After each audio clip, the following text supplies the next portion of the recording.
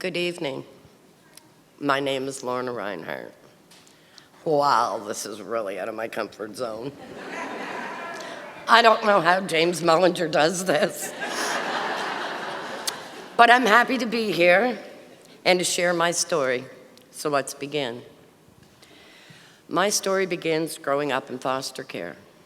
At that time, it was called the Children's Catholic Aid Society. My foster mother was narcissistic, controlling, and abusive. When we were out in public, she would hold on to my hand and dig her nails into my tiny hand so I would not speak out. When Children's Aid came to visit, she would feed me baby aspirin and make me fall asleep. So I was never awake to speak with them. Now my foster dad, he was the opposite. He was a paratrooper, he was a gunner, and he was my hero. The one I have always strived to be like. He always listened, and he told me stories, some true, and some not so much. But he always listened. She controlled the both of us and made us afraid to speak out. And in general, I just never felt wanted. I would be reminded by society at large that I was a throwaway child, and I just never felt like I belonged. Then when I was 7, I was told by my foster family that they had adopted me. But no one had asked me about what I wanted. After all, children should be seen and not heard.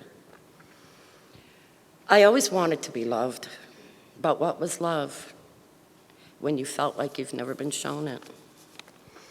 So the following school year, grade 3, I was transferred from one school to another and given my new last name. This was done by the woman who adopted me, so that no one would question why my name was different. To me, it felt like she was trying to erase my past, and she didn't want to take responsibility for me.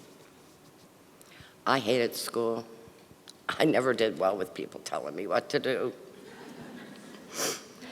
And being abused by my now adopted mother just made me want to fight back. And so I did. And when I found math difficult, I would act out. And when I found class boring, I would act out. Then I was labeled the problem child, and teachers did not like me. I needed understanding and guidance, but all I received was the strap. You know, after so long, it doesn't even hurt. Your body becomes numb to the pain. And children should be seen and not heard. I was told it again and again, and I believed it. So that takes over my beliefs, and I had no voice. And then at 15, my adopted mother died. I was sent to live with my aunt and uncle. My Aunt Eva was the first woman to ever show me what a loving family was all about. She welcomed me into her home, and she encouraged me, she believed in me, and she is the wind beneath my wings. And she's in this audience today.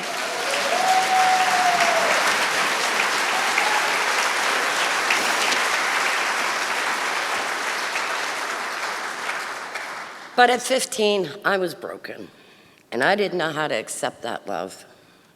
And soon I found myself back where it all began, back home. And then I stole a pack of cigarettes. I was charged with theft. And now, a young woman, I had a criminal record. At 17, I decided I didn't need school anymore. I'd be a mother. And I did. At 19, I became a single mother. But hey, I felt alone all my life. At least I had someone to love and to love me. Then at 23, I had my son, and my life was complete. And I was happy. because children stay little forever, right? But there was no pixie dust, and it wasn't Never Never Land, and they grew up. And they didn't need me as much anymore. And that's when depression hit. I had nothing again, and I needed to reach out for help. But the years of abuse had made it hard. I found myself at the Learning Exchange and with Janelle. And I found out that I was not stupid as I was told all my life. I studied.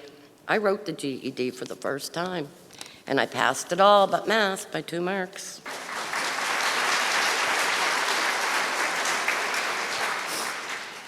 And I became depressed again. Janelle noticed, and she told me about a self-esteem program. She thought it would help. I reached out to the Women's Empowerment Network, and I registered for the winter program. And in January of 2020, I met Angie. And we had a new girl just starting at WIN as a facilitator, Leah. She's here tonight, too.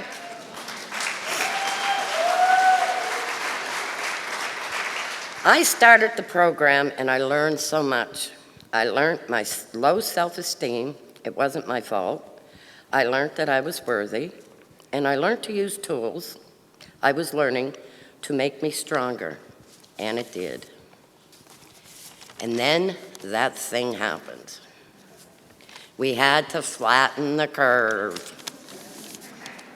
And because of COVID and everything shut down, so did I.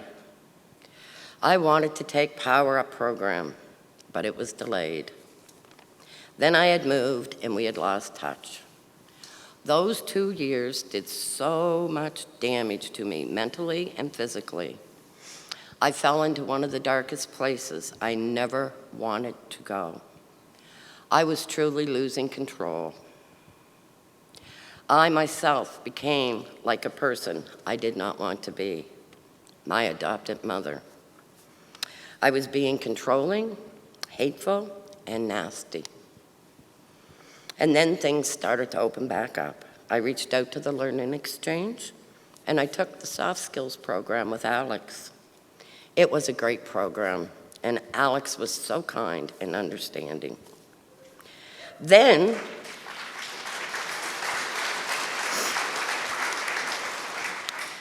some exciting news. The Learning Exchange gave me a gift of a lifetime. The secret I had been hiding for so long, they offered to help me with. I have a criminal record, and it has stopped me from moving into being self-sufficient. And with their help, I've started the pardon process with Ephraim and Melissa.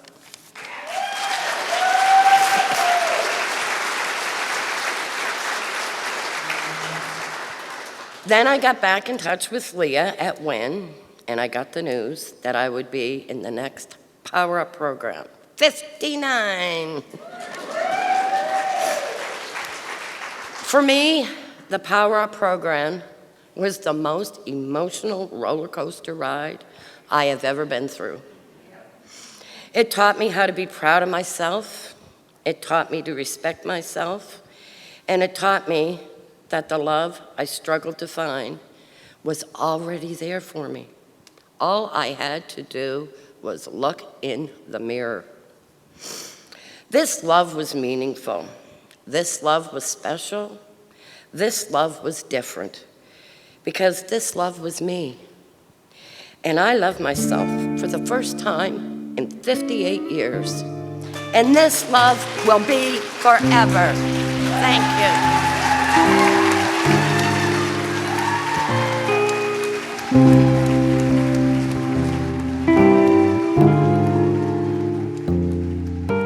Mother, oh mother, I don't understand.